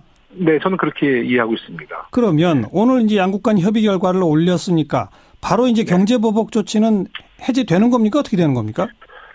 분명히 당사자들끼리의 대화를 통해서 이것을 해결하도록 노력한다라고 하는 조항을 추가로 삽입하려고 그동안 노력을 했고 예. 일단 그 세계기록유산 그 자체의 등재 규정을 바꾸는 데는 실패를 했지만 예. 결국은 그 집행이사회라고 하는 정부 간 회의의 예. 결정으로 그런 것을 거기다 집어넣어서 이 심사를 맡은 국제자문위원회가 그 결정을 핑계 삼아서 이 대화를 조건으로 등재 보류 결정을 내린 것이죠. 그러니까 한일 간에 뭐 아니면 또 중일 간에 대화를 통해서 이 문제에 대한 갈등을 해소해라. 그래야 등재시켜준다 이 말인 거죠? 그러니까 대화를 통해서 최대한으로 그 공동 등재를 할 수 있도록 그 유네스코가 중재를 하도록 한다. 예. 그런데 사실은 그 대화라고 하는 것의 형태나 기간이나 뭐 형식이나 아무것도 결정된 것이 없거든요. 예. 그래서 지금부터 지난한 싸움을 해야 될 것 같습니다. 아니, 그리고 뭐 대화를 한다 손 치더라도 형식이나 이렇게 결정된다 손 치더라도 일본이 이거에 대해서 대화에서 동의해 줄 리가 없지 않습니까? 지금 사실은요, 일본 측이 그 우익 쪽이 신청했다고 하는 자료와 우리가 신청한 자료가 같은 자료입니다. 예. 저희는 2,744건을 등재 신청을 했는데 예. 그 가운데 일부 뭐 영국 왕립 전쟁 박물관이 가지고 있는 자료라든지 예. 미국의 국가기록원이 가지고 있는 자료라든지 하는 것이 미군의 버마 포로 신문 자료라든지 그런 것이 겹치는 거거든요. 근데 그것에 대한 해석이 전혀 다릅니다. 예, 우리는 그것을 강제 동원돼서 성노예로 됐다라고 하고 네. 일본 측은 돈 벌러 갔다. 알겠습니다. 매춘행위다. 일본이 그 위안소 규정도 이렇게 규율을 잘 만들어서 집행했다. 네. 그런 식으로 전혀 해석이 다른 것을 공동 등재하라고 하는 것은 이거는 불가능한 것을 하라는 그렇죠. 것하고 마찬가지죠. 다음 달에 유네스코 사무총장이 바뀐다면서요? 네네. 그리고 11월 15일 날 새 사무총장이 취임을 하게 돼 있습니다. 그리고 중국도 지금 일본 다음으로 유네스코 분담금을 내고 있지 않습니까? 중국의 분담금이 더 인상될 것으로 생각하고 중국의 영향력도 있는데 사실은 이 세계기록유산 등재와 관련해서 예. 중국도 좀 굉장히 뭐라 그럴까요? 이 기록유산이라고 하는 것이 양날을 가진 칼이라고 할 수 있습니다. 왜냐하면 알겠습니다. 네, 이번에 조금 더 뭐 좀 시간을 갖더라도 꾸준히 계속 노력하는 수밖에 없겠네요. 오늘 여기까지 네. 말씀드릴게요. 고맙습니다. 네네. 고맙습니다. 국제연대위원회 신혜수 단장이었습니다. 윤태곤 실장 어서 오십시오. 네, 안녕하세요. 박근혜 정부 시절에 국정원이 특수활동비를 청와대에 상납했다. 이게 포착됐다면서요? 예, 이게 검찰 측이 이제 잡고 있는 거예요. 네. 문고리 3인방이라고들 하지 않습니까? 그중에 정호성 전 비서관은 뭐 처음부터 구속돼 있잖아요. 예. 이제만 안봉근 두 사람은 수사는 받았지만은 어쨌든 무사했는데 예. 오늘 아침에 긴급 체포됐어요. 예. 바로 이 혐의죠. 그리고 전직 국정원장 자택 압수수색도 맞습니다. 하고요. 남재준, 이병기, 이병호 박근혜 정부 때 국정원장을 지낸 모든 사람들의 자택이 압수수색 됐습니다. 네. 조윤선 전 청와대 정무수석까지 예. 그리고 관련자 전원 출국 금지. 이게 어떻게 된 거예요, 그러니까? 검찰이 이른바 화이트리스트 수사 과정에서 국정원이 박근혜 정부 청와대에 한 40억 도합 이렇게 특수활동비를 건넨 단서를 포착한 것으로 알려져 있어요. 뭐 매년 10억씩 이렇게 40억. 그런 이제 이야기가 들리는데 최근에 이헌수 전 국정원 기획조정실장을 불러 조사하는 과정에서 이런 진술이 나왔다는 거예요. 네. 요 이야기대로라면은 국정원 개혁 TF 뭐 메인 서버에서 요즘 자료들이 많이 나오지 않습니까? 그렇죠. 그거하고는 결이 다른 거죠. 네, 검찰이 수사하다가 진술을 확보했다 이거네요. 네. 그런데 이게 그러니까 뭐 그냥 일시적으로 한 번만 그런 게 아니라 매년 했다는 거죠? 그렇죠. 4년간 국정원을 지낸 인사 모두가 압수수색 당한 것은 이제 단발적이지가 않고 지속적, 반복적, 체계적으로 이루어졌다. 네. 검찰은 이렇게 혐의를 두고 있는 것 같아요. 예. 꼬리표가 없는 특수활동비를 현금화해서 직접 정권 실세들한테 좀 절차는 있겠습니다만은 아마 중국 이 문제에 대해서 대대적인 보도를 해서 예. 중국 내 중국 국민들이 한국에 대한 오해나 또 그런 불편했던 마음을 많이 풀어줄 거라고 봐요. 그래서 한국 제품에 대한 불매 운동 같은 것은 빠른 시일 내에 좀 사라질 거라고 저는 기대하고 있습니다. 예. 그리고 그 중국 관광객들이 한국에 오도록 하는 것은 사실 중국 정부가 막았던 거 아닙니까? 물론이죠. 네. 그거는 해제됩니까? 이미 제가 중국에 있는 지인들한테 얘기를 들어보니까 이미 좀 중국 내에서 예. 한국 관광 여행사의 관광객 모집을 하고 있다는 이야기를 들었거든요. 예. 이미 그것은 이제 중국 지도부에서 어느 정도의 이제 오다라고 그럴까요? 좀 지시를 좀 여행국에 내린 것 같아요. 네. 그러면 또 한류 관련해서 우리 문화 상품이나 또 우리 문화 사업에 중국 쪽에서 투자하려고 하려던 것들이 또 완전 스톱됐던 거 이것도 풀릴까요? 저는 정상화 될 것으로 보고 있습니다. 그렇군요. 네. 그러면 이게 이제 완전히 사드 갈등은 해결됐다 이렇게 말해도 됩니까?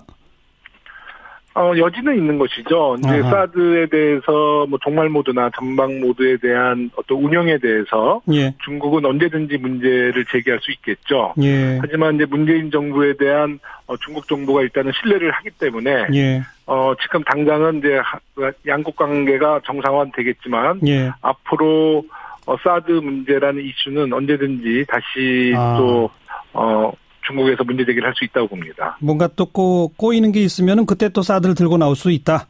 그렇죠. 안보 위협이 된다고 생각하면 문제 제기를 하겠죠. 특히 전방 모드와 종말 모드, 예. 그 관측거리에 대한 문제에 대해서는 굉장히 예민하니까요. 예. 네. 11월 10일, 11일 베트남 다낭에서 열리는 에이펙 정상회의 거기서 이제 한중 2차 정상회담이 예정돼 있지 않습니까? 네네, 그렇습니다. 여기서는 어떤 논의가 진전될까요? 우선은 북핵 억제 공조 등 동북아 평화에 대한 논의가 주 아젠다가 될 것 같고요. 예. 또 기본적으로 한중 관계를 완벽하게 복원하는 의제들도 논의될 것이라 보고, 이제 그 안에는 이제 관광, 문화, 통상 등 경제 분야가 좀 포함될 것이라고 예측하고 있습니다. 예. 결과적으로 이제 한중 그 전략적 협력 동반자를 어떻게 또 재설정하느냐, 이게 아마 가장 주요 논의 대상일 것 같아요. 북핵 문제 관련해서는 어떤 합의가 가능할까요? 중국 지도부를 만나보면은요, 그 안보리에 대한 어떤 그 북한 제재 문제를 충실히 이행했다고 그러거든요. 예. 그 문제를 계속 강조를 합니다. 하지만 이제 최근에 미국 트럼프 정부도 중국을 압박하고, 또 우리가 한중 그 협의문을 새로 만들었기 때문에, 중국은 아마 북한에 대한 제재를 조금 더 강화할 것이라고 좀 조심스럽게 예측하고 있어요. 네. 중국의 지도부는 사실 북한에 대한 불만을 개인적으로 만나면 노골적으로 좀 털어놓거든요. 그렇겠죠, 요즘은. 북한을 통제할 수 없다. 자신들의 경제 발전에 전혀 도움이 안 되고 오히려 걸림돌이 된다. 이런 얘기를 요새 노골적으로 하는 거 보면, 중국이 북한이란 카드를 완전히 배제할 수는 없어도, 지금 이 현재 상황에서는 북한이 굉장히 큰 부담, 아주 부정적인 아주 요인으로 지금 작용되는 것 같습니다. 그러니까 북한에 대한 제재를 조금 더 강화하는 쪽에 합의가 가능할 거라고 기대하신다? 네, 그렇게 생각합니다. 네. 알겠습니다. 오늘 여기까지 말씀드릴게요. 고맙습니다. 예, 감사합니다. 더불어민주당 김영호 의원이었습니다. 일본군 위안부 기록물을 유네스코 기록유산으로 등재하려고 우리가 노력해 왔었죠. 근데 그게 보류됐습니다.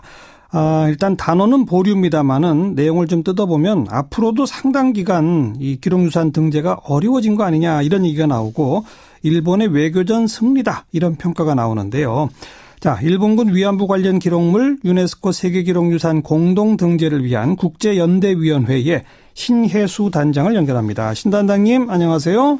네, 안녕하십니까. 네, 지금 원래 그 등재하려고 했던 그 기록물이 구체적으로 어떤 것들이죠?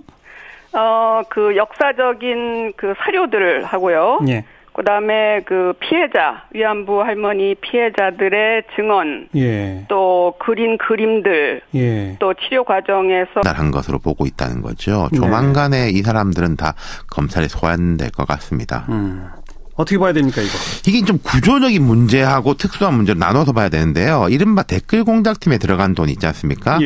그 사이버 사령부 등을 지원한 돈은 국정원 본 예산이에요. 그렇죠. 이것도 말이 안 되는 소리지만은 어쨌든 이건 사업 계획, 공작 계획을 짜고 영수증 내고 이렇게 집행되는 본 예산이에요. 그렇죠. 국정원 본 예산도 거의 감시 감독이 없기 때문에 오용된다는 증언과 증거가 많았어요. 과거에도 실은. 오래전부터 그래왔죠.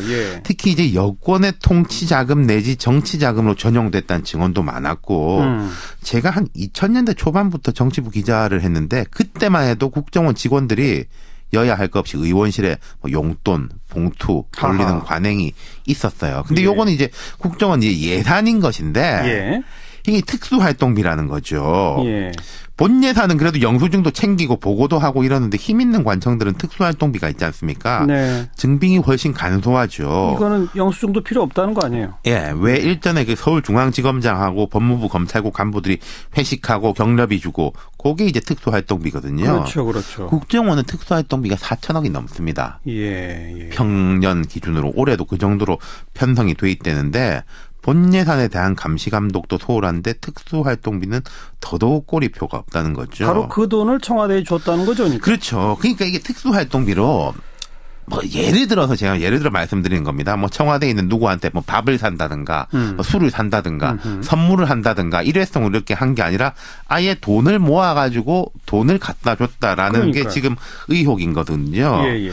근데 이게 이현수 국정원 전 기조실장한테 나온 이야기라면은 국정원 기조실장은 국정원의 돈 문제를 총괄하는 사람입니다. 그렇죠. 그러니까 이런 내밀한 이야기를 알 수 있는 사람이죠. 예. 경우에 따라서는 국정원장보다 기조실장이 더 잘 알기도 합니다. 예. 검찰은 일단 이제 안봉근, 이재만 두 사람을 상대로 이제 국정원으로부터 돈을 받은 경위, 용처 등을 집중 추궁할 것이고, 그리고 이 사람들이 돈을 받았으면 그걸 또 뭐 10억을 혼자 쓰지 않았을 거 아니겠습니까? 뭐 나눠줬겠죠. 그런 것까지 이제 파고 들어가겠죠. 그렇게 된다면 저는 이게 이 개인에 대한 문제도 문제지만 이 제도적인 것도 이번에 좀 손을 봐야 될 필요가 있을 거예요. 네. 그리고 하나 더 짚어보자면 박근혜 전 대통령 재판에도 영향 미칠 수 있을 그렇겠죠. 겁니다. 네. 이재만 비서관은 그래도 총무비서관이니까 그렇죠. 청와대 살림살이를 하는 사람이다. 근데 안봉근 비서관은 부속실장을 했죠. 제2 부속실장이란 말이에요. 거기한테 돈을 줬다. 이것도 또 석연치 않은 대목이기 때문에. 그러니까 이게 대통령은 또 특수활동비가 있거든요. 따로 있죠. 그러니까 그게 뭐 모자라서 대통령 쓰게 줬는지 아무튼 아니면 여권으로 갔는지. 완전히 새로운 국면이 지금 펼쳐지고 있다. 네. 이렇게 봐야 될 것 같고요. 그렇습니다. 일단은 검찰이 뭔가 좀 내놓을 때까지는 차분히 기다려봐야 됩니다. 수고하셨어요. 감사합니다. 윤태권 실장이었고요. 자, 7시 5분 2부에 다시 옵니다.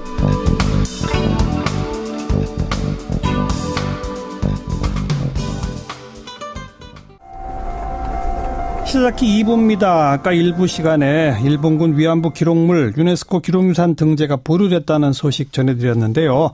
양하근님, 우리가 힘을 길러야죠. 일본 사람들 참 미운 나라예요. 그 사람들이 이웃이라는 것도 슬프고요. 김영민님, 비열한 짓은 다 하는 일본, 치졸하기 짝이 없네요. 8551번님, 철저히 국력 외교력의 힘에 논리에 밀렸네요. 안타깝고 열받는 상황입니다. 이렇게 안타까운 심정을 함께하는 문자들 와 있습니다. 자, 오늘 하루 화제가 된 뜬 뉴스 정리해봅니다. CBS의 김현지 기자, 안녕하세요. 네, 안녕하세요. 네, 첫 소식은요? 네, 내일부터 2018년 평창 동계올림픽 성화봉송이 시작됩니다. 특히 피겨샛별 유영 선수부터 국민 MC 유재석, 국민 첫사랑 배우 수지처럼 친숙한 연예인들도 성화봉송에 참가해 화제를 모았는데요. 네. 바로 일주일 전 그리스 올림피아에서 채화된 성화가 개막 100일 전인 내일 인천에 도착하고요. 101일 동안 7,500명의 주자가 릴레이로 전국 방방곡곡을 돈다고 합니다. 네. 남북한 인구수가 약 7,500만 명이라서 봉송 주자 수를 이렇게 정했다고 하네요. 100하루 동안 어디를 갑니까? 네, 우리나라의 아름다운 자연 환경과 빼어난 역사 문화 유적지를 지납니다. 통영 한산도에서는 거북선을 타고요.